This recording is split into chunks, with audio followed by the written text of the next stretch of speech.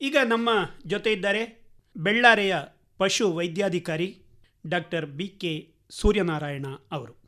ಮುಖ್ಯವಾಗಿ ಇವತ್ತಿನ ದಿವಸ ನಾವು ಪಶುಗಳ ಆರೈಕೆಯ ಬಗ್ಗೆ ಅವರನ್ನು ಕೇಳಿ ತಿಳಿಯೋಣ.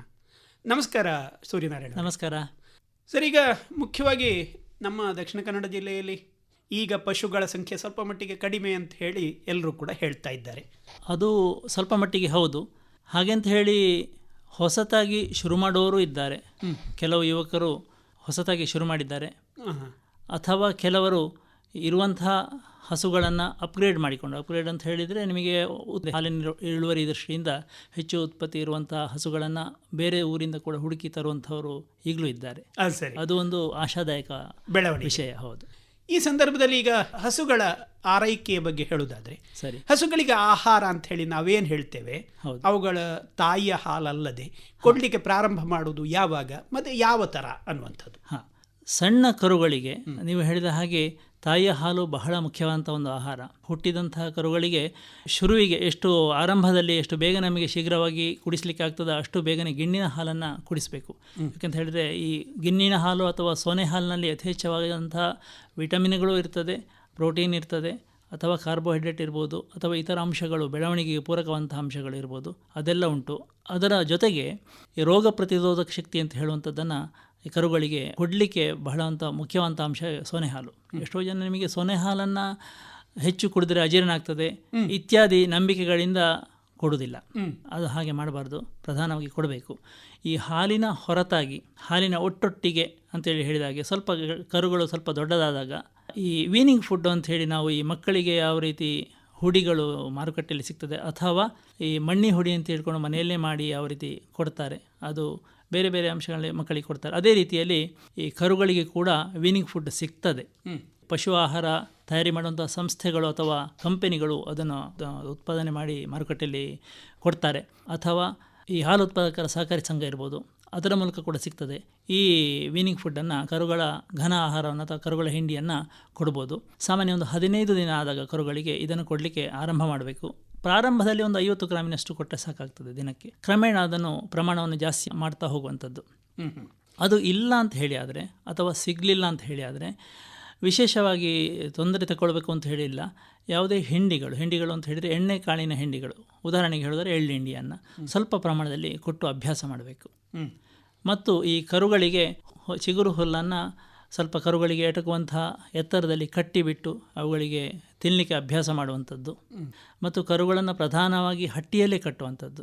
ಹಟ್ಟಿಯಲ್ಲಿ ಕಟ್ಟುವುದರಿಂದ ಏನಾಗ್ತದೆ ಅಂತ ಹೇಳಿದರೆ, ಒಂದನೇದಾಗಿ ಅವು ಹುಲ್ಲನ್ನು ತಿನ್ನುವುದನ್ನು ನೋಡ್ತೇವೆ. ಬಾಕಿ ಹಸುಗಳು ಅಥವಾ ಬೆಳೆದಂತಹ ಹಸುಗಳು ಅಥವಾ ಗಡಸುಗಳು ಅಥವಾ ಜಾನುವಾರುಗಳು ಈ ಥರ ಏನುಂಟು ಹಟ್ಟಿಯಲ್ಲಿ ಅದು ತಿನ್ನುವಂಥದ್ದನ್ನು ನೋಡ್ತದೆ ಒಂದು. ಮತ್ತು ಎರಡನೇದಾಗಿ ಈ ಹುಲ್ಲು ಅಥವಾ ಈ ನಾರಿನಾಂಶ ಏನುಂಟು ಅದು ಜೀರ್ಣ ಬರುವಂಥದ್ದು ಈ ಹಸು ತಿಂದರೂ ಕೂಡ ಹಸುವಿನಿಂದ ಜಾಸ್ತಿಯಾಗಿ ಹಸುವಿನ ಹೊಟ್ಟೆಯಲ್ಲಿರುವಂಥ ಸೂಕ್ಷ್ಮ ಜೀವಿಗಳು ಅಥವಾ ಏಕಕೋಶ ಜೀವಿಗಳು ಅಂತ ಹೇಳ್ತೇವೆ. ಪ್ರೋಟೋಸೋವಾ ಇರ್ಬೋದು ಅಥವಾ ಬೆನಿಫಿಷಿಯಲ್ ಬ್ಯಾಕ್ಟೀರಿಯಾ ಇರ್ಬೋದು, ಇವೆಲ್ಲ ಅದನ್ನು ಜೀರ್ಣಿಸಿಕೊಂಡು ಈ ಹಸುವಿಗೆ ಆಹಾರವನ್ನು ಜೀರ್ಣ ರೂಪದಲ್ಲಿ ಒದಗಿಸಿಕೊಡ್ತದೆ. ಈ ಸೂಕ್ಷ್ಮ ಜೀವಿಗಳು ಬೆಳೆದಂತಹ ಜಾನುವಾರುಗಳನ್ನ ಅಂದರೆ ಇದು ನಾರಿನಂಶವನ್ನು ತಿಂದು ಜೀರ್ಣಿಸಿಕೊಳ್ಳುವಂಥ ಹಸುವಿನ ಹೊಟ್ಟೆಯಲ್ಲಿ ಇರ್ತದೆ. ಅದು ಕರುವಿನ ಹೊಟ್ಟೆಗೆ ಬರಬೇಕು ಅಂತ ಹೇಳಿ ಆದರೆ ಒಂದೋ ಪರಸ್ಪರ ನೆಕ್ಕಿಕೊಂಡು ಅಂತ ಹೇಳಿದರೆ, ಸಾಮಾನ್ಯಕ್ಕೆ ಜಾನುವಾರುಗಳು ಹಾಲು ಅಗಿಯುವಾಗ ಇರಲಿ ಅಥವಾ ಹಟ್ಟಿಯಲ್ಲಿ ಯಥೇಚ್ಛವಾಗಿ ಅದು ಇರ್ತದೆ ಅಂತೇಳಿ ಹೇಳ್ಬೋದು, ನೆಕ್ಕಿಕೊಂಡು ಪರಸ್ಪರ ಹತ್ತಿರದಲ್ಲಿದ್ದಾಗ ಈ ಬೆಳೆದಂತಹ ಹಸುವಿನ ಹೊಟ್ಟೆಯಿಂದ ಕರುವಿನ ಹೊಟ್ಟೆಗೆ ಬಾಯಿಯ ಮೂಲಕ ಸುಲಭವಾಗಿ ಬರ್ತದೆ. ಹಾಗಾಗಿ ಹಸು ಅಥವಾ ಒಂದು ಕರು ಈ ನಾರಿನ ಅಂಶವನ್ನು, ಹುಲ್ಲು ಇರ್ಬೋದು, ಸೊಪ್ಪು ಇರ್ಬೋದು, ಇದನ್ನು ತಿಂದು ಜೀರ್ಣಿಸಿಕೊಳ್ಳುವಂಥ ಒಂದು ಶಕ್ತಿಯನ್ನು ಬಹಳ ಬೇಗವಾಗಿ ತೆಗೆದುಕೊಳ್ತದೆ. ಕರುವಿನ ಬೆಳವಣಿಗೆ ಬಹಳ ಪೂರಕ ಆಗ್ತದೆ. ಆ ದೃಷ್ಟಿಯಿಂದ ಕರುವನ್ನು ಹಟ್ಟಿಯಲ್ಲಿ ಕಟ್ಟುವಂಥದ್ದು ಬಹಳ ಬಹಳ ಸೂಕ್ತ. 1 ತಿಂಗಳು ಆದಂತಹ ಕರುವಿಗೆ ಸಾಮಾನ್ಯ 1/4 ಕಿಲೋದಷ್ಟು ಪಶು ಆಹಾರವನ್ನು ತಿಂದು ಜೀರ್ಣಿಸಿಕೊಳ್ಳುವಂಥ ಶಕ್ತಿ ಇದೆ. 1/4 kg ಕೊಡಬೇಕು. 2 ತಿಂಗಳಾದಂಥ ಕರುವಿಗೆ 1/2 kg, 3 ತಿಂಗಳಾದಂಥ ಕರುವಿಗೆ 3/4 kg, 4 ತಿಂಗಳ ಕರುವಿಗೆ 1 ಕಿಲೋದಷ್ಟು, 5 ತಿಂಗಳ ಆದಂಥ ಕರುವಿಗೆ 1 ಕಾಲಿನಷ್ಟು, ಹೀಗೆ 2 ಕಿಲೋ ಆಗುವಷ್ಟು ಅಂತ ಹೇಳಿದರೆ 8 ತಿಂಗಳು ಪೂರೈಸಿದಂತಹ ಒಂದು ಗಡಸಿಗೆ ನಾವೊಂದು 2 ಕಿಲೋದಷ್ಟು ಪಶು ಆಹಾರವನ್ನು ಈ ಫೈಬರಿನೊಟ್ಟಿಗೆ ಅಥವಾ ನಾರಿನಂಶದ ಒಟ್ಟಿಗೆ ಕೊಡಬೇಕು. ನಾರಿನಂಶ ಹೊಟ್ಟೆ ತುಂಬುವಷ್ಟು ಯಥೇಚ್ಛವಾಗಿ ಕೊಡಬೇಕು ಅಂತ ಹೇಳಿದರೆ ಹುಲ್ಲನ್ನು ಕೊಡಬೇಕು, ಹಸಿ ಹುಲ್ಲನ್ನು ಕೊಡಬೇಕು, ಒಣ ಹುಲ್ಲನ್ನು ಕೊಡಬೇಕು, ಮತ್ತು ನೀರನ್ನು ಯಥೇಚ್ಛವಾಗಿ ಕರುವಿಗೆ ಅಥವಾ ಜಾನುವಾರಿಗೆ ಬೇಕು ಅಂತ ಹೇಳಿ ಆಗುವಾಗ ಕುಡಿಯಲಿಕ್ಕೆ ಸಿಗುವ ಹಾಗೆ ದಿನದ 24 ಗಂಟೆಯು ವರ್ಷದ 365 ದಿವಸವೂ ಕೂಡ ನಾವು ಅದನ್ನು ಈ ಜಾನುವಾರುಗಳಿಗೆ ಒದಗಿಸಬೇಕು. 8 ತಿಂಗಳ ನಂತರ 2 ಕಿಲೋದಷ್ಟು ಪಶು ಆಹಾರವನ್ನು ಒಂದು ಗಡಸಿಗೆ ಕೊಡ್ತಾ ಹೋಯಿತು ಅಂತ ಹೇಳಿದರೆ ಸಾಮಾನ್ಯ 1 ವರ್ಷ ಆಗುವಾಗ ಅಥವಾ ಅದರ ಮೊದಲು ಜಾನುವಾರು ಬೆದೆಗೆ ಬರ್ತದೆ ಮತ್ತು ನಮಗೆ ಪರಿಪೂರ್ಣವಾದಂತಹ ಒಂದು ಗಡಸು ಅಥವಾ ದನವನ್ನು ಸಿಗಲಿಕ್ಕೆ ಬಹಳ ಅನುಕೂಲತೆಯನ್ನು ಮಾಡಿಕೊಡ್ತದೆ. ಈಗ ನೀವು ಹಿಂಡಿಯನ್ನು ಅಥವಾ ಪಶು ಆಹಾರವನ್ನು ನೀವು 2 ಕಿಲೋದಷ್ಟು ದೊಡ್ಡದಾದಾಗ ಕೊಡಬೇಕು ಅಂತ ಹೇಳಿದರೆ ಇದನ್ನು ಒಂದೇ ಸಲ ಕೊಡಬೇಕು ಅಥವಾ ಅದನ್ನು ದಿವಸಕ್ಕೆ ಇಷ್ಟು ಅಂತ ಹೇಳಿ ವಿಂಗಡಣೆ ಮಾಡಿ ಕೊಡಬೇಕಾಗ್ತದೆ? ಹೇಗೆ ದಿನದ ಅದರ ಆಹಾರದ ಕ್ರಮ ಹೇಗಿರಬೇಕು? ನಿಜವಾಗಿ ಹೇಳೋದಾದರೆ ಈ ಹಿಂಡಿಯನ್ನು ಅಥವಾ ಹುಲ್ಲನ್ನು ಎರಡನ್ನೂ ಮಿಶ್ರ ಮಾಡಿ ಒದಗಿಸುವಂಥದ್ದು ಬಹಳ ಸೂಕ್ತ. ಅಂದರೆ ನಮ್ಮ ಈ ಸಾಕುವ ಪದ್ಧತಿಯಲ್ಲಿ ನಮ್ಮ ಊರಿನಲ್ಲಿ ಅಥವಾ ನಮ್ಮ ಈ ಸಾಕುವಿಕೆಯ ಕ್ರಮಕ್ಕೆ ಅಷ್ಟು ಇಂಟೆನ್ಸಿಫೈ ಆಗಿ ನಾವು ಮಾಡ್ತಾ ಇಲ್ಲ. ಕೆಲವು ನಿಮಗೆ ಪಾಶ್ಚಿಮಾತ್ಯ ದೇಶಗಳಲ್ಲಿ ಟೋಟಲ್ ಎಲ್ಲ ಫೈಬರು ಮತ್ತು ಹಿಂಡಿಯನ್ನು ಕಲಸಿ ಒಂದು ಆಹಾರವಾಗಿ ಒದಗಿಸ್ತಾರೆ. ಅಂಥ ಸಂದರ್ಭಗಳಲ್ಲಿ 11 ಸಲ ಒಂದು ದಿನದಲ್ಲಿ ಜಾನುವಾರಿಗೆ ಆಹಾರವನ್ನು ಒದಗಿಸಬೇಕು ಅಂತ ಹೇಳಿಕೊಂಡು ಹೇಳಿಕೆ. ಇದು ಈ ಪ್ರೊಡಕ್ಟಿವಿಟಿ ದೃಷ್ಟಿಯಿಂದ ಅಥವಾ ಉತ್ಪಾದನೆ ದೃಷ್ಟಿಯಿಂದ ಅಥವಾ ಜಾನುವಾರು ಆರೋಗ್ಯ ದೃಷ್ಟಿಯಿಂದ, ಜೀರ್ಣಕ್ರಿಯೆ ದೃಷ್ಟಿಯಿಂದ, ಎಲ್ಲ ದೃಷ್ಟಿಯಿಂದ ಕೂಡ ಬಹಳ ಬಹಳ ಉತ್ತಮ. ಅದನ್ನು ಇಲ್ಲಿಗೆ ಅನ್ವಯಿಸುವುದಾದರೆ ಈ ಹಿಂಡಿ 2 ಕಿಲೋ ಏನು ಕೊಡ್ತೇವೆ ಅದನ್ನು ಸಾಮಾನ್ಯ ನಮ್ಮ ಜೀವನ ಕ್ರಮಕ್ಕೆ ಅನ್ವಯಿಸಿ ಹೇಳುವುದಾದರೆ ಬೆಳಿಗ್ಗೆ ಮತ್ತು ಸಾಯಂಕಾಲ 2 ಹೊತ್ತು 1 ಕಿಲೋದಷ್ಟು ಕೊಡ್ಬೋದು. ಬಾಕಿ ಉಳಿದ ಈಗ ಕೊಡಬೇಕಾದಂಥ ಆಹಾರ ಏನದಕ್ಕೆ? ಒಂದನೇದಾಗಿ ಬೇಕಾದದ್ದು ನೀರು, ಗಾಳಿ, ಬೆಳಕು. ನಮಗೆ ಪ್ರಕೃತಿ ದತ್ತವಾಗಿ ಯಥೇಚ್ಛವಾಗಿ ಸಿಗುವಂತಹ ಒಂದು ಸೌಲಭ್ಯಗಳು, ಅದನ್ನು ಕೂಡ ನಾವು ಕೆಲವು ಕಡೆಯಲ್ಲಿ ಸರಿಯಾಗಿ ಕೊಡ್ತಾ ಇಲ್ಲ. ನಮ್ಮ ಹಳೆಯ ನಾವು ಏನು ಜಾನುವಾರು ಸಾಕ್ತಾ ಇದ್ದೆವು ಅದೇ ಪದ್ಧತಿಯನ್ನು ನಾವು ರೂಢಿಸಿಕೊಂಡಿದ್ದೇವೆ. ಹಿಂದಿನ ಕಾಲದಲ್ಲಿ ಏನು ಅಂತ ಹೇಳಿದರೆ ನಾವು ಈ ಹಗಲೆಲ್ಲ ಜಾನುವಾರುಗಳನ್ನು ಹಟ್ಟಿಯಲ್ಲಿ ಕಟ್ತಾ ಇರಲಿಲ್ಲ. ಬೆಳಿಗ್ಗೆ ಅದನ್ನು ಮೇಲಿಗೆ ಬಿಟ್ಟರೆ ಪುನಃ ರಾತ್ರಿ ಗೋಧೂಳಿ ಸಮಯದಲ್ಲಿ ಪುನಃ ಹಟ್ಟಿಗೆ ಬರುವಂಥದ್ದು, ರಾತ್ರಿ ಹೊತ್ತಲ್ಲಿ ಮಾತ್ರ ಹಟ್ಟಿಯಲ್ಲಿರುವಂಥದ್ದು. ಆವಾಗ ಭದ್ರತೆಯ ದೃಷ್ಟಿಯಿಂದ ಇರ್ಬೋದು 4 ಕಡೆ ಗೋಡೆ ಕಟ್ಟಿಬಿಟ್ಟು ಸ್ವಲ್ಪ ಬೆಳಕು ಬರುವಾಗ ಇತ್ತೋ ಇಲ್ವೋ ಅಂತ ಹೇಳಿ ಬಾಗಿಲ ಮೂಲಕ ಮಾತ್ರ ಬೆಳಕು ಬರುವಂಥ ವ್ಯವಸ್ಥೆ ಕೆಲವು ಕಡೆ ಇರ್ತದೆ. ಈಗಿನ ಕ್ರಮದಲ್ಲಿ ಏನಂತ ಹೇಳಿದರೆ ಒಂದನೇದಾಗಿ ನಾವು ಹೊರಗೆ ಜಾನುವಾರುಗಳನ್ನು ಬಿಡುವುದಿಲ್ಲ. ಹೆಚ್ಚಿನ ಹಟ್ಟಿಗಳಲ್ಲಿ ದಿನದ 24 ಗಂಟೆ ಕೂಡ ಜಾನುವಾರುಗಳು ಹಟ್ಟಿಯಲ್ಲೇ ಇರುವಂಥದ್ದು. ಆವಾಗ ನಾವು ಸಾಕ್ತಾ ಇದ್ದದ್ದು ಊರ ತಳಿಯ ಜಾನುವಾರುಗಳು, ಕಡಿಮೆ ಬಾಡಿ ವೇಟ್ ಅಥವಾ ದೇಹದ ತೂಕವನ್ನು ಹೊಂದಿರುವಂಥದ್ದು. ಅದಕ್ಕೆ ಸಂಬಂಧಿಸಿ ಹೇಳುವುದಾದರೆ ಆಹಾರದ ಕ್ರಮ ಕೂಡ ಅದೇ ರೀತಿ ಇತ್ತು. ಬರೀ ಹುಲ್ಲು ಅಥವಾ ಸೊಪ್ಪು ಪ್ರಧಾನವಾಗಿತ್ತು, ಹಿಂಡಿ ಜಾಸ್ತಿ ಇರಲಿಲ್ಲ ಮತ್ತು ಉತ್ಪಾದಕತೆ ಕೂಡ ಕಡಿಮೆ ಇತ್ತು. ಈಗ ಉತ್ಪಾದಕತೆ ಜಾಸ್ತಿ ಇರುವಂಥ ಹಸುಗಳನ್ನು ಸಾಕ್ತಾ ಇದ್ದೇವೆ, ದೇಹದ ತೂಕ ಕೂಡ ಸ್ವಲ್ಪ ಜಾಸ್ತಿ ಇರ್ತದೆ ಮತ್ತು ಆಹಾರ ಕ್ರಮದಲ್ಲಿ ವ್ಯತ್ಯಾಸ ಆಗಿದೆ. ನಾವು ಹಿಂಡಿಯನ್ನು ಪ್ರಧಾನವಾಗಿ ಸ್ವಲ್ಪ ಈ ಉತ್ಪಾದಕತೆಯ ಮತ್ತು ಬೆಳವಣಿಗೆ ದೃಷ್ಟಿಯಿಂದ, ಆರೋಗ್ಯದ ದೃಷ್ಟಿಯಿಂದ ಬಳಸ್ತಾ ಇದ್ದೇವೆ. ಹಾಗಿರುವಾಗ ಸಹಜವಾಗಿ ದೇಹದ ಚಟುವಟಿಕೆ ಅಥವಾ ಬೇಸಲ್ ಮೆಟಬಾಲಿಕ್ ರೇಟ್ ಅಂತ ಏನು ಹೇಳ್ತೇವೆ, ದೇಹದ ಈ ಪಚನ ಕ್ರಿಯೆಯಲ್ಲಿ ಶಾಖ ಉತ್ಪತ್ತಿ ಆಗ್ತದೆ. ಇದು ಹೆಚ್ಚಿನ ಶಾಖವನ್ನು ಬಿಡುಗಡೆ ಮಾಡ್ತದೆ. ಈ ಶಾಖ ಶರೀರದಿಂದ ಆರಿ ಹೋಗಬೇಕು. ಈ ಎಲ್ಲ ದೃಷ್ಟಿಯಿಂದ ಹೆಚ್ಚು ಗಾಳಿ ಬೇಕಾಗ್ತದೆ ಮತ್ತು ಬೆಳಕು ನೋಡಲಿಕ್ಕೆ ಬೇಕು ಅಂತ ಹೇಳುವಂಥದ್ದು ಒಂದು. ಅದೇ ರೀತಿಯಲ್ಲಿ ಈ ಕಣ್ಣಿನ ಮೂಲಕ ಮಿದುಳಿನ ಬುಡದಲ್ಲಿ ಪಿನಿಯಲ್ ಗ್ರ್ಯಾಂಡ್ ಅಂತ ಹೇಳ್ಕೊಂಡು ಪಿನಿಯಲ್ ಗ್ರಂಥಿ ಉಂಟು. ಈ ಗ್ರಂಥಿಯನ್ನು ಪ್ರಚೋದಿಸ್ತದೆ ಬೆಳಕು. ಈ ಪಿನಿಯಲ್ ಗ್ರಂಥಿಯನ್ನು ಪ್ರಚೋದಿಸುವ ಮೂಲಕ ದೇಹದ ವಿವಿಧ ಹಾರ್ಮೋನ್ಗಳ ಬಿಡುಗಡೆ ಆಗಲಿಕ್ಕೆ ಮತ್ತು ಜಾನುವಾರು ಸರಿಯಾಗಿ ಬೆಳೀಲಿಕ್ಕೆ, ಬೆದೆಗೆ ಬರಲಿಕ್ಕೆ, ಕಾಲಕ್ಕೆ ಗರ್ಭ ಕಟ್ಟಲಿಕ್ಕೆ ಮತ್ತು ಕಟ್ಟಿದಂಥ ಗರ್ಭ 9 ತಿಂಗಳು ಗರ್ಭದ ಏನು ಈ ಕರು ಉಂಟು ಅದನ್ನು ಹೊತ್ತು ಅದನ್ನು ಹೆರಲಿಕ್ಕೆ ಎಲ್ಲ ಮಟ್ಟಿಗೂ ಅನುಕೂಲ ಆಗ್ತದೆ. ಈ ದೃಷ್ಟಿಯಿಂದ ಬೆಳಕು ಧಾರಾಳವಾಗಿ ಬೇಕು. ಇನ್ನೊಂದು ನೀರು ಬಾಯಾರಿಕೆ ಆದಾಗ ಬೇಕು. ಬಾಯಾರಿಕೆ ಆದಾಗ ಬೇಕು ಅಂತ ಹೇಳುವಂಥದ್ದಕ್ಕಿಂತಲೂ ಹೆಚ್ಚು ಎಲ್ಲ ಆಹಾರವನ್ನು ಪಚನ ಮಾಡಲಿಕ್ಕೋಸ್ಕರ ಬೇಕು ಮತ್ತು ದೇಹದ ಶಾಖ ಏನುಂಟು ಅದನ್ನು ಹತೋಟಿಯಲ್ಲಿ ಇಟ್ಕೊಳ್ಳಿಕ್ಕೆ ಅದಕ್ಕೆ ಬೇಕಾಗ್ತದೆ. ಈ ಜೀರ್ಣ ಆಗುವಂಥ ಒಂದು ಪ್ರಕ್ರಿಯೆಯಲ್ಲಿ ಏನು ಉಪ ಉತ್ಪನ್ನಗಳು, ಅದು ಯೂರಿಯಾ ಇರ್ಬೋದು ಅಥವಾ ಬ್ಲಡ್ ಯೂರಿಯಾ ಇರ್ಬೋದು ಅಥವಾ ಅಮೋನಿಯಾ ಇರ್ಬೋದು ಅಥವಾ ಇತರ ತ್ಯಾಜ್ಯ ಏನುಂಟು ಅದನ್ನು ಮೂತ್ರದ ಮೂಲಕ ಹೊರಹಾಕಲಿಕ್ಕೆ ಬೇಕಾಗ್ತದೆ. ಆ ದೃಷ್ಟಿಯಿಂದ ಯಥೇಚ್ಛವಾಗಿ ನೀರು ಆಗಾಗ್ಗೆ ಕೊಡಬೇಕು ಮತ್ತು ಜಾನುವಾರುಗಳಿಗೆ ಯಾವಾಗ ಬಾಯಾರಿಕೆ ಆಗ್ತದೆ ಅದಕ್ಕೆ ಆವಾಗ ಕುಡಿಯಲಿಕ್ಕೆ ಸಿಗುವ ಹಾಗೆ ದಿನದ 24 ಗಂಟೆ ಕೂಡ ಸ್ವಲ್ಪ ಕುಡಿಯುವ ಹಾಗೆ ಆದರೂ ಕೂಡ ಅದಕ್ಕೆ ಬೇಕಾಗ್ತದೆ. ಈಗ ಕೆಲವು ಸಲ ನಾವು ಈ ಚಿಕಿತ್ಸೆಗೆ ಅಂತ ಹೇಳ್ಕೊಂಡು ಮನೆಗಳಿಗೆ ಹೋಗುವಂಥ ಕ್ರಮ ಜಾಸ್ತಿ ಇಲ್ಲಿ. ಯಾಕಂತ ಹೇಳಿದರೆ ಜಾನುವಾರುಗಳನ್ನು ಆಸ್ಪತ್ರೆಗಳಿಗೆ ಹೊಡ್ಕೊಂಡು ಬರುವಂಥ ಪದ್ಧತಿ ನಮ್ಮ ಊರಿನಲ್ಲಿ ಕಮ್ಮಿ. ಹೀಗೆ ಹೋದಾಗ ಅವರ ಹಟ್ಟಿಯನ್ನು ನೋಡಿ ಈಗ ನೀರಿನ ವ್ಯವಸ್ಥೆ ಮಾಡ್ಬೋದಲ್ಲ, ನೀವು ಮಾಡಬೇಕು ಅಂತೇಳಿ ಹೇಳಿದರೆ ನಾವು ಇಡ್ತೇವೆ. 3 ಸಲ ಜಾನುವಾರುಗಳಿಗೆ ನೀರು ಕೊಡ್ತೇವೆ, 4 ಸಲ ಕೊಡ್ತೇವೆ ಅಂತೇಳಿ ಹೇಳ್ತಾರೆ. ಹೆಚ್ಚು ಸಲ ಕೊಟ್ಟರೆ ಅದು ಕುಡಿಯುವುದಿಲ್ಲ ಅಂತ ಹೇಳ್ತಾರೆ. ಆದರೆ ನಿಜವಾಗಿಯೂ ನಿಮಗೆ ಅದು ಏನೊಂದು ನಾವು ಕ್ರಮ ರೂಢಿಸಿಕೊಂಡಿದ್ದೇವೆ, 2 ಸಲ ಕೊಡುವಂಥದ್ದಾರೆ 2 ಸಲ ಕೊಡುವಂಥದ್ದು, 3 ಸಲ ಕೊಡುವಂಥದ್ದಾರೆ 3 ಸಲ ಕೊಡುವಂಥದ್ದು, ಅದಕ್ಕೆ 4ನೇ ಸಲ ಕೊಟ್ಟರೆ ಅದಕ್ಕೆ ರೂಢಿ ಇರುವುದಿಲ್ಲ. ಹಾಗೆ ಅಂಥೇಳಿ ನಾವೊಂದು ಪಾತ್ರೆಯಲ್ಲಿ ಅಥವಾ ಒಂದು ಬಾಲ್ದಿಯಲ್ಲಿ ನೀರು ತುಂಬಿಸಿಬಿಟ್ಟು ಜಾನುವಾರನ ಹತ್ತಿರ ಇಟ್ಟು ಈ ಬಾಲ್ದಿ ಅಥವಾ ಪಾತ್ರೆ ಮಗುಚದ ಹಾಗೆ ನಾವು ಒಂದು ವ್ಯವಸ್ಥೆ ಮಾಡಿದರೆ, ಕಟ್ಟುವುದಾ ಅಥವಾ ಒಂದು ಗೂಟಕ್ಕೆ ಕಟ್ಟುವಂಥದ್ದು ಏನಾದರೂ ಒಂದು ವ್ಯವಸ್ಥೆ ಮಗುಚದ ಹಾಗೆ ಮಾಡಿದರೆ ಅದು ಒಂದು 15 ದಿವಸ ಆಗುವಾಗ ಸ್ವಲ್ಪ ಸ್ವಲ್ಪ ನೀರನ್ನು ನೆಕ್ಕಿಕೊಂಡು ಕುಡಿದುಕೊಂಡು ಅದರಿಂದ ಕುಡಿಯುವಂತಹ ಒಂದು ಪರಿಪಾಠವನ್ನು ರೂಢಿಸಿಕೊಳ್ತದೆ. ಹಾಗೆ ಈ ಒಂದು ಕಡೆಯಲ್ಲಿ ನಾನು ಹೇಳಿದ್ದನ್ನು ಅನ್ವಯಿಸಿಬಿಟ್ಟು, ಅಂದರೆ ಪ್ರಾಯೋಗಿಕವಾಗಿ ಒಬ್ಬರು ನೋಡಿಬಿಟ್ಟು ಅದನ್ನು ನನಗೆ ಸರಿಯಾದಂಥ ಫಲಿತಾಂಶವನ್ನು ಹೇಳಿದ್ದಾರೆ. ಹೇಗೆಂತ ಹೇಳಿದರೆ, ಜಾನುವಾರಿಗೆ ಸಾಮಾನ್ಯ ಒಂದು 10 ಲೀಟರಿನಷ್ಟು ನೀರು ಹೆಚ್ಚು ಕುಡಿಯುವ ಹಾಗೆ ಮಾಡುವುದರ ಮೂಲಕ ಒಂದು ಹಾಲಿನ ಉತ್ಪತ್ತಿ ಬರೀ ಅಷ್ಟೇ ವ್ಯತ್ಯಾಸದಲ್ಲಿ ಒಂದು 1/2 ಲೀಟರಿನಷ್ಟು ಹಾಲಿನ ಉತ್ಪತ್ತಿ ನನಗೆ ದಿನದಲ್ಲಿ ಹೆಚ್ಚು ಸಿಕ್ಕಿದೆ ಅಂತ ಹೇಳಿದ್ದಾರೆ. ಖಂಡಿತವಾಗಿ ಇದು ಸರಿ. ಈಗ ನೀರು ಅಂತ ಹೇಳುವಾಗ ನಮ್ಮ ಊರಿನಲ್ಲೆಲ್ಲ ಮೊದಲಿಂದಲೂ ಇರುವ ಪದ್ಧತಿ ಅಂತ ಹೇಳಿದರೆ ಅಕ್ಕಚ್ಚನ್ನು ಕೊಡುವಂಥದ್ದು.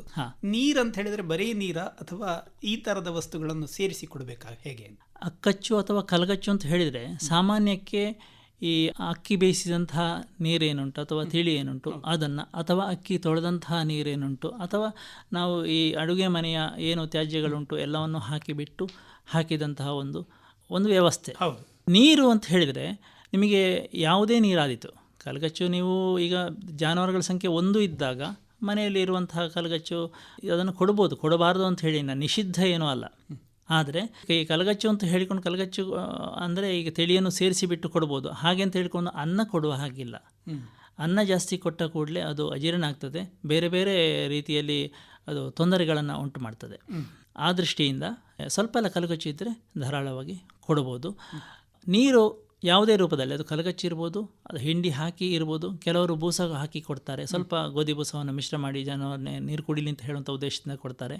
ಕೆಲವರು ರುಚಿ ತಕ್ಕಷ್ಟು ಅಂತ ಹೇಳ್ಕೊಂಡು ಸ್ವಲ್ಪ ಉಪ್ಪು ಹಾಕಿ ಕೊಡ್ತಾರೆ, ಕೆಲವರು ಹಾಗೇ ಇಡ್ತಾರೆ. ಇತ್ತೀಚಿನ ದಿನಗಳಲ್ಲಿ ಒಂದು ಸ್ವಲ್ಪ ಆಧುನಿಕತೆಯನ್ನು ರೂಢಿಸಿಕೊಂಡಂತಹ ರೈತರು ಏನು ಮಾಡ್ತಾರೆ ಅಂತ ಹೇಳಿದರೆ, ನೀರಿನ ಟ್ಯಾಂಕಿಯಿಂದ ಅಥವಾ ತೊಟ್ಟಿಯಿಂದ ನೇರವಾಗಿ ಅದರ ಬೈಪಣೆ ಅಥವಾ ಆಹಾರದ ಒಂದು ತೊಟ್ಟಿ ಏನುಂಟು, ತೊಟ್ಟಿಗೆ ನೇರವಾಗಿ ತುಂಬುವಂಥ ವ್ಯವಸ್ಥೆಯನ್ನು ಮಾಡಿಕೊಳ್ತಾರೆ. ಅಥವಾ ಸುಲಭದಲ್ಲಿ ಒಂದು ಕಡೆಯಲ್ಲಿ ಈ ಬಾಲ್ ವಾಲ್ ಅಂತ ಹೇಳಿದರೆ ಸಾಮಾನ್ಯ ನಾವು ಈ ಟಾಯ್ಲೆಟ್ಗಳಲ್ಲಿ ಇದು ಫ್ಲಶ್ಶಿಗೆ ಏನು ಉಪಯೋಗ ಮಾಡ್ತೇವೆ, ಅದರ ವಾಲ್ನ ಸಿಸ್ಟಮನ್ನು ಒಂದು ಕಡೆಯಲ್ಲಿ ಅಳವಡಿಸಿ ಅದಕ್ಕೆ ಒಂದು ಪೈಪನ್ನು ಜೋಡಿಸಿಬಿಟ್ಟು ಜಾನುವಾರುಗಳ ಮುಂದೆ ಸಣ್ಣ ಸಣ್ಣ ತಪಲೆಗಳನ್ನು ಅಥವಾ ಒಂದು ಬೋರ್ವೆಲ್ನ ಎಂಡ್ ಕ್ಯಾಪನ್ನು ತಿರುಗಿಸಿಬಿಟ್ಟು ಒಂದು ತಪಲೆ ಹಾಗೆ ಇರ್ತದೆ, ಅದನ್ನು ಇಟ್ಟುಕೊಂಡು ಅದರಲ್ಲಿ ಒಂದು ಇಂಚಿನಷ್ಟು ನೀರು ನಿಲ್ಲುವ ಹಾಗೆ ಮಾಡಿಕೊಳ್ತಾರೆ.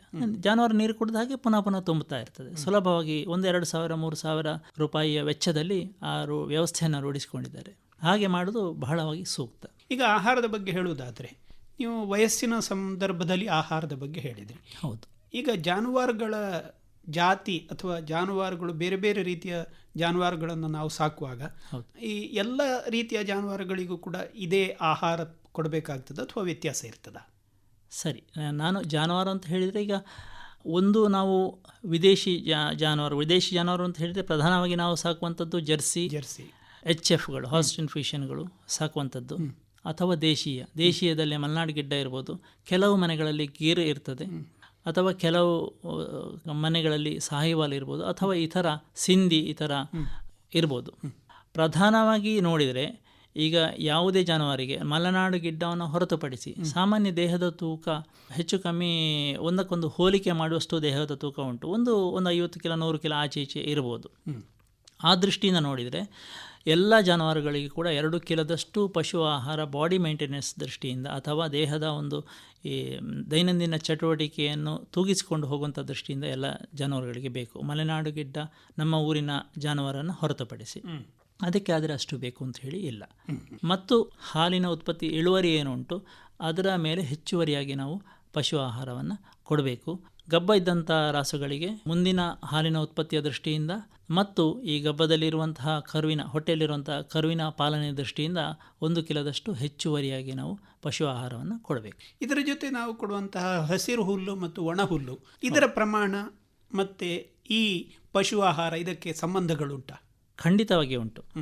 ಈಗ ಒಂದು ಹಾಲು ಕರೆಯದೇ ಇದ್ದಂಥ ಹಸುವಿಗೆ ನಮಗೆ ಯಥೇಚ್ಛವಾಗಿ ಒಳ್ಳೆಯ ಕ್ವಾಲಿಟಿಯ ಒಳ್ಳೆಯ ಗುಣಮಟ್ಟದ ಹುಲ್ಲು ಉಂಟು ಅಂತ ಹೇಳಿ ಆದರೆ ಪಶು ಆಹಾರ ವಿಶೇಷವಾಗಿ ಅಗತ್ಯ ಇಲ್ಲ. ಒಳ್ಳೆಯ ಗುಣಮಟ್ಟದ ಹುಲ್ಲು ಅಂತ ಹೇಳಿದರೆ ಹೇಗೆ? ಕೊಡುವಂಥ ಹುಲ್ಲಿನಲ್ಲಿ ಹೊಟ್ಟೆ ತುಂಬ ಹುಲ್ಲು ಬೇಕು ಅಂತ ಹೇಳುವಂಥದ್ದು ಒಂದು, ಸಾಮಾನ್ಯಕ್ಕೆ 30ರಿಂದ 45 ಕಿಲೋದಷ್ಟು ಬೇಕಾಗ್ತದೆ. ಕೊಡುವಂತಹ ಹುಲ್ಲಿನಲ್ಲಿ ಸಾಮಾನ್ಯ ಈ ಒಣ ನಾರಿನ ಅಂಶ ನಾವು ತೆಕ್ಕೊಂಡಾಗ 1/3 ನಾರಿನ ಅಂಶ ಹಸಿ ಹುಲ್ಲಿನಿಂದ ಬರಬೇಕು ಜಾನುವಾರುಗಳಿಗೆ, 1/3 ನಾರಿನ ಪ್ರಮಾಣ ಒಣ ಹುಲ್ಲಿನಿಂದ ಬರಬೇಕು. ಅದೇ 1/3 ನಾರಿನ ಪ್ರಮಾಣ ಈ ದ್ವಿದಳ ಧಾನ್ಯದ ಹುಲ್ಲುಗಳಿಂದ ಬರಬೇಕು ಅನ್ನೋದು ಒಂದು ಥಂಬ್ ಆಫ್ ರೂಲ್ ಅಂತ ಹೇಳಿದಾಗ, ಅಂದರೆ ಒಂದು ಸಾಮಾನ್ಯ ಪದ್ಧತಿ ಹಾಗೆ ಅಂತ ಹೇಳಿದಾಗ. ಆದರೆ ನಮ್ಮಲ್ಲಿ ಏನಾಗಿದೆ ಅಂತ ಹೇಳಿದರೆ ದ್ವಿದಳ ಧಾನ್ಯದ ಹುಲ್ಲುಗಳು ನಾವು ಬೆಳೀತಾ ಇಲ್ಲ. ಉದಾಹರಣೆಗೆ ಅಲಸಂದೆ ಇರ್ಬೋದು ಅಥವಾ ಕುದುರೆ ಮೆಂತೆ ಇರ್ಬೋದು, ಹೀಗೆ ಬೇರೆ ಬೇರೆ ಹುಲ್ಲುಗಳು ಇದಕ್ಕೆ ಅಂತ ಹೇಳ್ಕೊಂಡು ಮೇವಿಗೆ ಅಂತ ಹೇಳ್ಕೊಂಡು ಉಂಟು. ನಮ್ಮ ಪದ್ಧತಿಯಲ್ಲಿ ಯಾವುದು ಬೆಳೀತಾ ಇಲ್ಲ.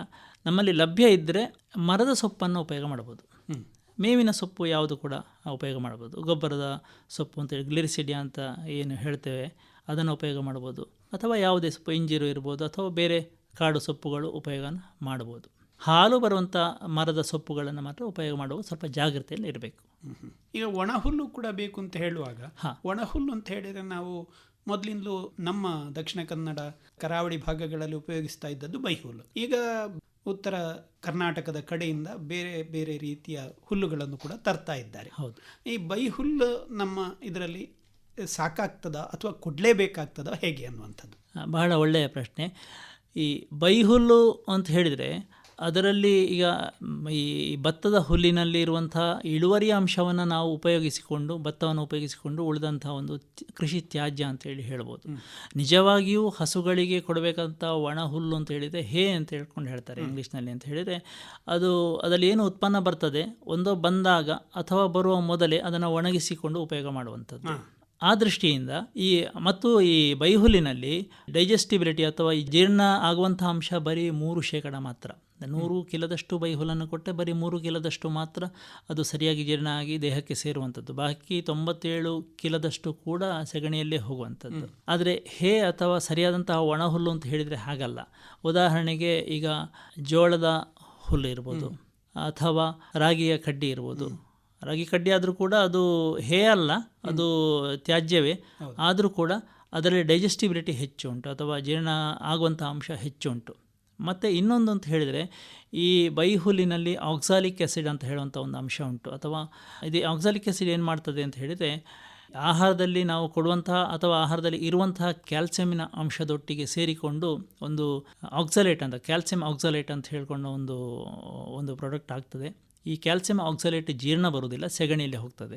ಹಾಗಾಗಿ ನಾವು ಕೊಟ್ಟಂಥ ಬೈಹುಲ್ಲಿನಲ್ಲಿ ಏನು ಕ್ಯಾಲ್ಸಿಯಂ ಅಪ್ಪಿತಪ್ಪಿ ಇರ್ಬೋದು ಮತ್ತು ಜೊತೆಗೆ ಬೇರೆ ಇತರ ಆಹಾರದ ಅಂಶದಲ್ಲಿನ ಕ್ಯಾಲ್ಸಿಯಮು ಕೂಡ ದೇಹಕ್ಕೆ ಸಿಗದಿರುವಂಥ ಒಂದು ಸಾಧ್ಯತೆಗಳು ಜಾಸ್ತಿ ಇರ್ತದೆ. ಹಾಗಾಗಿ ಆದಷ್ಟು ಬೈಹುಲ್ಲನ್ನು ನಾವು ಹೊರಗೆಯಿಂದ ತರಿಸಿದರೆ ಒಂದು ಅದು ಗುಣಮಟ್ಟದ ದೃಷ್ಟಿಯಿಂದ ಅಷ್ಟು ಸೂಕ್ತ ಅಲ್ಲ ಅಂತ ಹೇಳುವಂಥದ್ದು ಒಂದು, ಮತ್ತು ಎರಡನೇದಾಗಿ ಅಸಲು ಜಾಸ್ತಿ ಆಗ್ತದೆ ಅಂತ ಹೇಳುವಂಥದ್ದು ಒಂದು.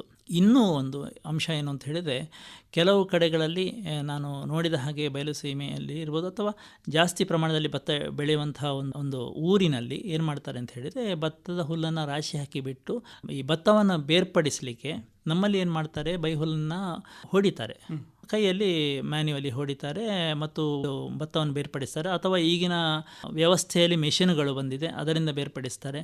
ಮತ್ತು ಕೆಲವು ಊರುಗಳಲ್ಲಿ ನಾನು ನೋಡಿದ ಹಾಗೆ ಅದರಲ್ಲಿ ಎತ್ತುಗಳನ್ನು ಅಥವಾ ಜಾನುವಾರುಗಳನ್ನು ಅದರ ಮೇಲೆ ಓಡಿಸ್ತಾರೆ. ಅಥವಾ ಮಾರ್ಗದಲ್ಲಿ ಕೆಲವು ಕಡೆ ಈಗ ವಾಹನ ಹೋಗುವಂಥ ರಸ್ತೆಯಲ್ಲಿ ಉದ್ದಕ್ಕೆ ಕಟ್ಟಿಬಿಟ್ಟು ಕಂತೆ ಕಟ್ಟಿಬಿಟ್ಟು ಹಾಕ್ತಾರೆ. ವಾಹನಗಳು ಹೋಗುವಾಗ ಭತ್ತ ಬೇರ್ಪಟ್ಟು ಭತ್ತವನ್ನು ಗುಡಿಸಿ ತೆಗೀತಾರೆ. ಇದನ್ನು ಹುಲ್ಲನ್ನು ಬೈಹುಲ್ಲಾಗಿ ಉಪಯೋಗ ಮಾಡ್ತಾರೆ. ಇಂತಹ ಸಂದರ್ಭಗಳಲ್ಲಿ ಇದರಲ್ಲಿ ರೋಗಾಣುಗಳು ಸೇರುವಂಥ ಸಾಧ್ಯತೆ ಹೆಚ್ಚು ಉಂಟು. ಈ ಜಾನುವಾರುಗಳನ್ನು ಓಡಿಸಿ ಭತ್ತವನ್ನು ಬೇರ್ಪಡಿಸುವಾಗ ಓಡಿಸುವಂಥ ಜಾನುವಾರುಗಳಿಗೆ ಏನಾದರೂ ಅಸೌಖ್ಯ ಇದ್ದರೆ ಅದರ ಜೊಲ್ಲು ಅಥವಾ ಕಾಲಿನಲ್ಲಿ ಏನಾದರೂ ವ್ರಣಗಳು ಇತ್ಯಾದಿಗಳು ಇದ್ದರೆ ಅದರ ವ್ರಣ ಇತ್ಯಾದಿಗಳಿಂದ ಸೋರುವಂತಹ ದ್ರವ ಇರ್ಬೋದು, ಕೀವಿರ್ಬೋದು, ಅದರೊಟ್ಟಿಗೆ ಈ ಬೈಹುಲ್ಲಿನೊಟ್ಟಿಗೆ ಸೇರಿ ನಾವು ತಂದಂತಹ ಬೈಹುಲ್ಲನ್ನು ಈಗ ಅಂಥ ರೋಗಾಣುಯುಕ್ತವಂಥ ಬೈಹುಲ್ಲನ್ನು ಹಾಕಿದಾಗ ನಮ್ಮ ಊರಿನ ಜಾನುವಾರುಗಳಿಗೆ ರೋಗ ಬರುವಂಥ ಸಾಧ್ಯತೆ ಕೂಡ ಉಂಟು. ಈ ಎಲ್ಲ ದೃಷ್ಟಿಯಿಂದ ಬೈಹುಲ್ಲು ತರುವುದಕ್ಕಿಂತ ಜಾಸ್ತಿ ನಮಗೆ ಯಾವುದು ಸೂಕ್ತ ಅಂತ ಹೇಳಿದರೆ ನಮ್ಮ ಊರಿನ ಕೃಷಿ ತ್ಯಾಜ್ಯಗಳು, ಉದಾಹರಣೆಗೆ ಅಡಿಕೆಯ ಸೋಗೆ ಇರ್ಬೋದು ಅಥವಾ ಸಣ್ಣ ಪ್ರಮಾಣದಲ್ಲಿ ಮಡಲು ಇರ್ಬೋದು ಅಥವಾ ಗೊಬ್ಬರ ಸೊಪ್ಪು ಇರ್ಬೋದು. ಇಂಥದ್ದನ್ನು ನಾವು ಧಾರಾಳವಾಗಿ ಜಾನುವಾರು ಮೇವಾಗಿ ಉಪಯೋಗ ಮಾಡ್ಬೋದು. ಈಗ ಕೆಲವು ಕಡೆ ಎಲ್ಲ ನಾವು ಬೇರೆ ಬೇರೆ ರೀತಿಯ ಒಂದು ಅಡ್ವರ್ಟೈಸ್ಮೆಂಟ್ಗಳನ್ನು ನೋಡ್ತೇವೆ. ಏನಂತ ಹೇಳಿದರೆ ನವಧಾನ್ಯಗಳನ್ನು ಅಥವಾ ಬೇರೆ ಬೇರೆ ರೀತಿಯ ಧಾನ್ಯಗಳಿಂದ ಮಾಡಿದಂಥ ಪಶು ಆಹಾರವನ್ನು ಕೊಡುವಂಥದ್ದು. ಧಾನ್ಯಗಳಿಂದ ಮಾಡಿದ ಪಶು ಆಹಾರಗಳು ಅದಕ್ಕೆ ಬೇಕಾಗ್ತದೋ ಹೇಗೆ?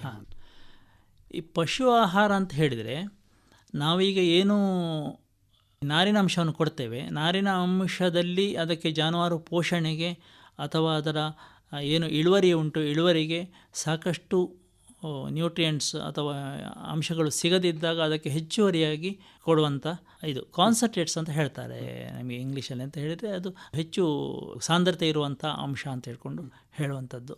ಸಾಮಾನ್ಯಕ್ಕೆ ಪಶು ಆಹಾರ ನಿಮಗೆ ಹೆಸರು ಬೇರೆ ಬೇರೆ ಹೆಸರಲ್ಲಿ ಬರ್ತದೆ. ನೀವು ಹೇಳಿದಾಗೆ ನವಧಾನ್ಯ ಅಂತೇಳಿ ಇರ್ಬೋದು ಅಥವಾ ಈ ಥರ ಹೆಸರುಗಳು ಇರ್ಬೋದು. ಮಾರುಕಟ್ಟೆಯ ತಂತ್ರಗಳು ಬೇರೆ ಬೇರೆ ಕ್ರಮದಲ್ಲಿ ಇರ್ತದೆ. ನಾವು ಮನೆಯಲ್ಲಿ ಪಶು ಆಹಾರವನ್ನು ಬಹಳ ಸುಲಭದಲ್ಲಿ ಮಾಡಿಕೊಳ್ಳಿಕ್ಕೆ ಆಗ್ತದೆ. ಒಂದು ಜಾನುವಾರಿಗೆ ಬೇಕಾದ ಹಾಗೆ ಒಂದು ಪಶು ಆಹಾರದಲ್ಲಿ ಸಾಮಾನ್ಯ ಒಂದು 100ರಲ್ಲಿ 50ರಷ್ಟು ಅಂದರೆ 50% ಏಕದಳ ಧಾನ್ಯ, ಒಂದು 30% ಬೂಸ ಅಥವಾ ಅದು ಹೊರಗಿನ ಹೊಟ್ಟು, ಅದು ಕಡಲೆ ಸಿಪ್ಪೆ ಇರ್ಬೋದು, ಬಟಾಣಿ ಸಿಪ್ಪೆ ಇರ್ಬೋದು, ಅಥವಾ ಇದು ಉದ್ದಿನ ಬೂಸ ಇರ್ಬೋದು, ಗೋಧಿ ಬೂಸ ಇರ್ಬೋದು, ಅಕ್ಕಿ ತೌಡು ಇರ್ಬೋದು, ಇದು ಅಥವಾ ಎಲ್ಲ ಒಟ್ಟಾಗಿ ಮೇಳೈಸಿಕೊಂಡು ಒಂದು 30% ಮತ್ತೊಂದು 18% ಎಣ್ಣೆ ಕಾಳಿನ ಹಿಂಡಿಗಳು. ಅದು ಎಳ್ಳಿಂಡಿ ಇರ್ಬೋದು, ನೆಲಗಡಲೆ ಹಿಂಡಿ ಇರ್ಬೋದು, ಅಥವಾ ನಮ್ಮ ತೆಂಗಿನಕಾಯಿ ಹಿಂಡಿ ಇರ್ಬೋದು, ಅಥವಾ ಸ್ವಲ್ಪ ಮಟ್ಟಿಗೆ ಹತ್ತಿ ಹಿಂಡಿ ಇರ್ಬೋದು. ಹತ್ತಿ ಹಿಂಡಿ ತುಂಬ ಜಾಸ್ತಿ ಪ್ರಮಾಣದಲ್ಲಿ ಹಾಕಿದರೆ ಅಷ್ಟು ಒಳ್ಳೆಯದಲ್ಲ. ಯಾಕಂತೇಳಿ ಗಾಸಿಪಾಲ್ ಅಂತ ಹೇಳೋಂಥ ಒಂದು ಆಲ್ಕಲಾಯ್ಡ್ ಉಂಟು ಅದರಲ್ಲಿ. ಅದು ಜಾನುವಾರು ಗರ್ಭಕ್ಕೆ ಬರಲಿಕ್ಕೆ, ಹೀಟಿಗೆ ಬರಲಿಕ್ಕೆ ಅಥವಾ ಗರ್ಭ ನಿಲ್ಲಲಿಕ್ಕೆ ಕೆಲವು ಸತಿ ಉಪದ್ರ ಮಾಡ್ತದೆ. 10% ಇದು ಹಾಕಲಿಕ್ಕೆ ಸಾಧ್ಯತೆ ಉಂಟು. ಹಾಕಿದರೆ ಏನೂ ತೊಂದರೆ ಇಲ್ಲ. 10% ಒಳಗೆ ಹಾಕಬಹುದು ಹತ್ತಿ ಹಿಂಡಿಯನ್ನು. ಯಾವುದೇ ಇರಲಿ, ಒಟ್ಟಾರೆಯಾಗಿ ಈ ಎಣ್ಣೆ ತೆಗೆದಂಥ ಹಿಂಡಿಗಳು 18% ಹಾಕಿಕೊಂಡು ಮತ್ತೆ 2% ಉಳಿತದೆ ಅಂತ ಹೇಳಿದರೆ 50% ಏಕದಳ ಧಾನ್ಯ, 30% ಬೂಸಗಳು ಅಥವಾ ಈ ಹೊರಗಿನ ಸಿಪ್ಪೆಯ ಅಂಶ, ಮತ್ತು 18% ಎಣ್ಣೆ ತೆಗೆದಂಥ ಹಿಂಡಿ, ಮತ್ತು ಈ 2% ಒಂದು ಮಿನರಲ್ ಮಿಕ್ಸ್ಚರ್ ಅಂತ ಹೇಳಿದರೆ ಲವಣ ಮಿಶ್ರಣ ಅಂತ ಹೇಳಿ ಸಿಗ್ತದೆ ಅದು, ಅಥವಾ 1% ಲವಣ ಮಿಶ್ರಣ ಮತ್ತು 1% ಉಪ್ಪನ್ನು ಹಾಕಿಕೊಂಡು ಬಹಳ ಸುಲಭವಾಗಿ ನಾವು ಜಾನುವಾರುಗೆ ನಮ್ಮ ಹಿಂಡಿಯನ್ನು ಮನೆಯಲ್ಲಿ ತಯಾರು ಮಾಡಿಕೊಳ್ಬೋದು. ಎಲ್ಲವೂ ಹುಡಿಯಾಗಿರಬೇಕಾದ್ದು ಬಹಳ ಮುಖ್ಯ. ಯಾಕಂತ ಹೇಳಿದರೆ ಇದು ಹತ್ತಿ ಹಿಂಡಿ ಅಥವಾ ನೆಲಗಡಲೆ ಹಿಂಡಿ ಎಲ್ಲ ಪಲ್ಲೆ ಇರ್ತದೆ.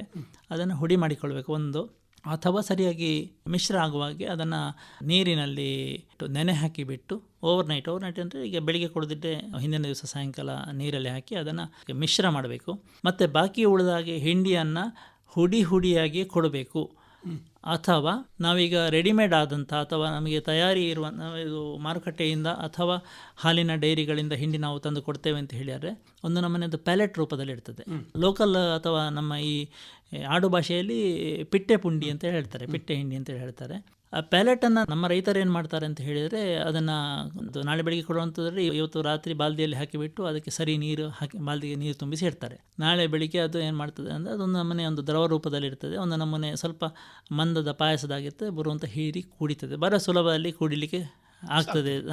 ಜಾನುವಾರಿಗೆ ಕಷ್ಟ ಆಗೋದು ಬೇಡ ಅಂತ ಪಾಪ ಇವನಿಗೆ ರೈತನಿಗೆ ಒಂದು ಕಾಳಜಿ ಜಾನುವಾರಿನ ಬಗ್ಗೆ. ಆದರೆ ಅದನ್ನು ಪ್ಯಾಲೆಟ್ ಮಾಡಲಿಕ್ಕೆ ಎಷ್ಟು ಶ್ರಮ ತಗೊಂಡಿದ್ದಾರೆ ಕಂಪನಿಯಿಂದ ಅಂತ ಹೇಳುವಂಥದ್ದು ಮುಖ್ಯ. ಈ ಪ್ಯಾಲೆಟ್ ಅಥವಾ ಈ ಪಿಟ್ಟೆ ಹಿಂಡಿಯನ್ನು ಮಾಡುವಂಥದ್ದು ಎಲ್ಲ ಈಗ ನಾನೀಗೇನು ಹೇಳಿದೆ, ಹಿಂಡಿಗಳು ಅಥವಾ ಏಕದಳ ಧಾನ್ಯ, ದ್ವಿದಳ ಧಾನ್ಯ ಎಲ್ಲವನ್ನು ಮೆಷಿನ್ನಲ್ಲಿ ಪುಡಿ ಮಾಡಿಬಿಟ್ಟು ಅದಕ್ಕೆ ಕಾಕಂಬಿಯನ್ನು ಬೆರೆಸಿ, ಕಾಕಂಬಿ ಅಂತ ಹೇಳಿದರೆ ಬೆಲ್ಲದ ಅಥವಾ ಸಕ್ಕರೆ ಕಂಪನಿಯ ಒಂದು ತ್ಯಾಜ್ಯ ಏನುಂಟು, ಕಾಕಂಬಿಯನ್ನು ಬೆರೆಸಿ, ಅದು ಒಂದು ರುಚಿಯ ದೃಷ್ಟಿಯಿಂದ ಇರ್ಬೋದು ಅಥವಾ ಅಂಟು ಬರಬೇಕು ಅಂತ ಹೇಳುವಂಥ ದೃಷ್ಟಿಯಿಂದ ಇರ್ಬೋದು, ಬೆರೆಸಿ ಅದನ್ನು ಯಾವ ರೀತಿ ನಾವು ಶಾವಿಗೆ ಯಾವ ರೀತಿ ಒತ್ತುತ್ತಾರೆ ಅದೇ ರೀತಿಯಲ್ಲಿ ಮೆಷಿನಲ್ಲಿ ಒತ್ತಿ ಬಿಟ್ಟು ಈ ಪಿಟ್ಟೆಯನ್ನು ಅಥವಾ ಈ ಪ್ಯಾಲೆಟನ್ನು ಮಾಡೋ ಉದ್ದೇಶ ಏನು ಅಂತ ಹೇಳಿದರೆ ಈ ಜಾನುವಾರುಗಳಿಗೆ ಅದೇ ಪ್ಯಾಲೆಟಾಗಿ ಪಿಟ್ಟೆಯಾಗಿ ಕೊಡಬೇಕು.